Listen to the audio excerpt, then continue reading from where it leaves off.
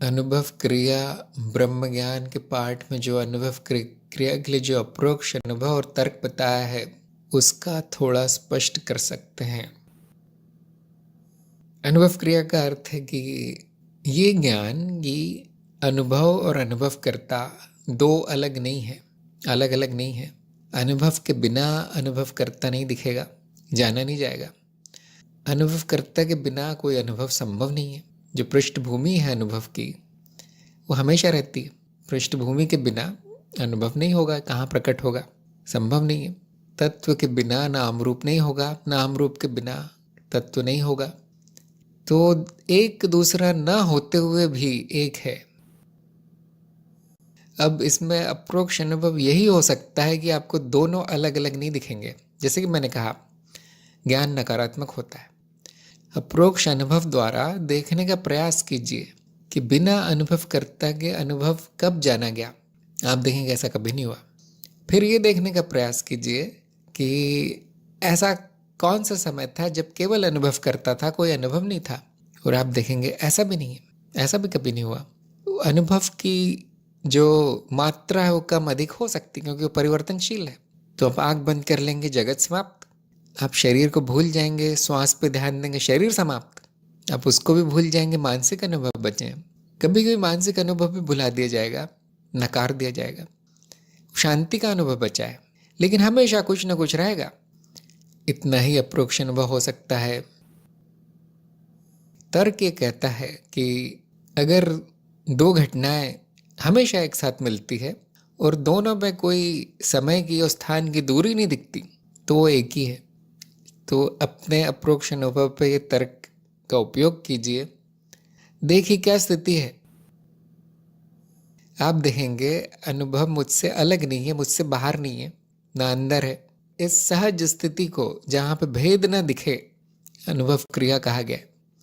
आप देखें केवल अनुभव क्रिया है। होना जिसे कहा गया वो केवल अनुभव क्रिया है इस अर्थ में, अभी भी ऐसा है।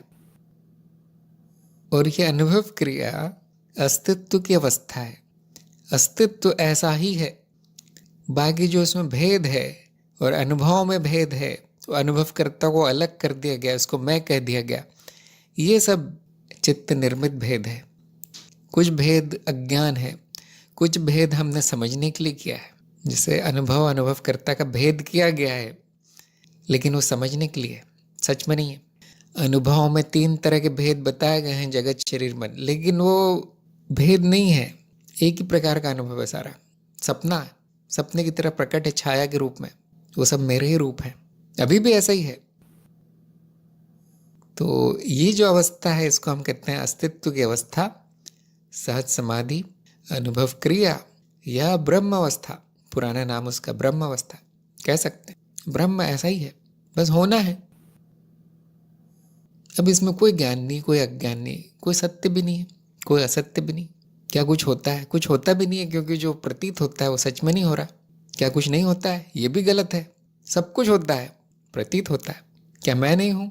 मैं भी हूँ। मैं ब्रह्म स्वयं हूँ, अनुभव करता हूँ, वही तत्व हूँ। क्या इसको मैं कहना ठीक है? वो भी ठीक नहीं है। तो आप देखिए, अब यहाँ कुछ बोलना ही ठीक नहीं है। यहाँ मौन है बस। ये मौन अज्ञेय है, कुछ जाना भी नहीं जाता, क्योंकि कुछ जानने का नहीं है, होने का है। यहाँ शांति है, मौन है, और इसी का नाम आनंद है। इसीलिए अनुभव क्रिया को आप आनंद अवस्था भी कह सकते हैं, या परमानंद, बस होना। और इस अवस्था में आने के लिए ब्रह्म ज्ञान जरूरी है, और ब्रह्म ज्ञान के लिए अप्रोक्ष अनुभव और तर्क जरूरी है। तत्व का ज्ञान और जो तत्व नहीं है, असत्य का ज्ञान, ये सब जरूरी है। ये पहले होना चाहिए, उसके बाद आप एकता देख पाएंगे, एकता का ज्ञान होगा, अद्वैत का।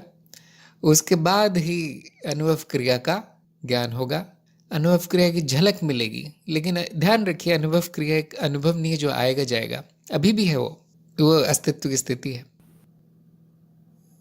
तो जिसको अनुभव क्रिया नहीं समझ में आती, वो शब्द कठिन लगता है कि ये है क्या, कौन सी क्रिया हो रही है, तो वो छोड़ सकते हैं, उस शब्द का उपयोग ना करें। होना मात्र, ये शब्द जो है ज़्यादा आसान है। जो भी है वो है, मौन है। अब उसके बारे में कुछ भी कहना अज्ञान बढ़ाता है। कुछ भी कह लीजिए उसके बारे में, वो सब अज्ञान है, हर चीज अज्ञान है। उसके बाद ज्ञान मार्ग इस होने तक पहुंचने की सीढ़ी है, एक के बाद एक चरणबद्ध आपको यहाँ तक पहुंचाया जा रहा है। जो आपका शुद्ध स्वभाव है, जो आपका बुद्ध तत्व है, इतना ही है। तो ये खाली हो जाना है, खाली हो जाना, अपने शुद्ध स्वरूप में आ जाना। ये मिलता है, आप कह सकते हैं मिलता है। ये मिलना नहीं, ये खोना है। लेकिन हर साधक मुझे लगता है यही चाहता है। हाँ, कुछ साधक पता नहीं क्या चाहते हैं, मनोरंजन, स्वप्न में कुछ घूमना फिरना। ये मार्ग उनके लिए नहीं है ज्ञान मार्ग। जो अपने शुद्ध स्वरूप में आना चाहते हैं, अपना अज्ञान त्याग कर, उनके लिए मार्ग है। ये मेरी बात सब लोग ध्यान रखिए। ये कार्यक्रम उनके लिए बेकार है जो कुछ और चाहते हैं। कई बार हर सत्संग में मैं ये बताता हूँ, मुझे स्पष्ट बताना ज़रूरी है, क्योंकि ये सबका नहीं है मार्ग। सब लोग नहीं चाहते अनुभव क्रिया क्या है जानना। वो जब आप मार्ग पे आते हैं, बहुत से साधक, तो वो ये भी नहीं जानते मुझे क्या मिलेगा, इसका अंतिम परिणाम क्या होगा, ज्ञान का आनंद अवस्था होगा या नहीं, उनको कुछ नहीं समझ में आता। तो कृपा ये है कि वो उनके न जानते हुए भी उनको दे दिया जाता है, उनके न मांगते हुए भी उनको सब कुछ दे दिया जाता है। ये कृपा है। इस कृपा का महत्व समझिए। कह रहे हैं और अभी आनंद की अनुभूति हो रही है। हाँ, जब ध्यान दिलाया जाए अनुभव क्रिया की तरफ, तो आनंद स्पष्ट प्रकट होता है, जो मैं स्वयं हूं। ध्यान दीजिए, यहाँ शब्दों की सीमा है। वो ना मैं स्वयं हूं, ना वो प्रकट होता है। वो जाना जाएगा, वो अप्रोक्ष जाना जाएगा, किसी इंद्रिय के माध्यम से नहीं, न किसी अनुभव के माध्यम से। आनंद अनुभव नहीं है, वो मैं हूं, ब्रह्म स्वयं है आनंद। तो जब ये मानसिक शोर बंद हो जाता है और अज्ञान छोड़ दिया जाता है, त्याग दिया जाता है, तो जो बचता है शुद्धता, होनापन, वो आनंद है। और इसकी तरफ जब तक इशारा न किया जाए, संकेत न किया जाए, कोई साधक आ नहीं सकता वहां पे। जब तक गुरु का संकेत ना हो, जैसे कि मैंने अभी किया, तब तक ये आनंद अवस्था प्राप्त नहीं होती। आप कितना भी किताबें पढ़ लीजिए, कितना भी वीडियो देख लीजिए, 1000 ज्ञान गण देख लीजिए, आप अपने शुद्ध स्वभाव में नहीं आ पाएंगे, कभी नहीं। ये मन चलता रहेगा, उसकी चक्की चलती रहेगी। हाँ, ज्ञान भी हो गया, ये भी हो गया, अब स्वप्न अब स्वप्न देखना है मुझे। अभी तक स्वप्न ही तो देखते आ रहे हो, अब सत्य देखो। हाँ, मैं जानता हूँ साधुकों में इतनी बुद्धि नहीं होती, इतनी प्रौढ़ता नहीं आई है उनमें, इतनी समझदारी नहीं आई है कि मेरे लिए क्या अच्छा है। इधर उधर से सुन लेते हैं और वो उसके पीछे भागते हैं। वो भी मानसिक दौड़ है आपकी। अब यहाँ पे रुको, शांति आनंद में ठहरो, देखो मैं कौन हूं, देखो मैं ब्रह्म स्वयं हूं, आनंद स्वयं हूं। जिसको ये चाहिए था उसको मिलेगा, बाकियों को भ्रम मिलेगा, बाकी को सपना ही मिलेगा। अनंत सपना है बेकार का। मैं संकेत करता रहता हूँ, ये हजारों वीडियो क्या है, संकेत ही है ना संकेत है आपके आनंद के स्वरूप की तरफ। अब संकेत छोड़ देना है, स्वरूप का ध्यान करना है। चलो कोई बात नहीं, आप लोग बहुत नए नए हैं, फिर भी आप इतने भाग्यशाली हैं कि आपको 2-3 महीने में ये काम हो जाता है आपका। ये कार्यक्रम 2-3 महीने से ज़्यादा नहीं चलना चाहिए, है ना। जो इतने भाग्यशाली नहीं है, जीवन भर भटकते रहते हैं। आपको घर बैठे जो मिल रहा है, वो उनको सारी दुनिया में भटकना पड़ता है, भौतिक रूप से जाना पड़ता है, कहीं कहीं गुरुओं के आगे पीछे घूमना पड़ता है, पैसा खर्च करना पड़ता है, कई वर्ष नष्ट होते हैं। उसके बाद उनको ये थोड़ा सा एक शब्द सुनाई देता है, ज्ञान मार्ग, पूरी तरह लुप्त हो चुका है देखिए इस दुनिया से। उसकी जगह हर प्रकार की मूर्खता ले चुकी है ज्ञान की जगह। तो कई वर्षों के बाद उनको एक शब्द सुनाई देता है ज्ञान का। हमको, हमारे ऊपर कृपा है कि आपको घर बैठे वहां पे कुछ दिनों में अंतिम सत्य मिल गया। अब कहाँ भटक रहे हो, अब कहाँ भाग रहे हो, अब कौन सा वीडियो देख रहे हो। तो मैं जानता हूँ, हाँ, शुरू में इसका कोई महत्व नहीं जानता, कोई महत्व नहीं जानेगा। वो मन जो भटक रहा है भटकता रहेगा, वो कई वर्ष भटकेगा, उसके बाद ज्ञान होने के बाद भी। क्योंकि उसकी पुरानी आदत है। तो जारी रखिए, आप पे कृपा बरस रही है।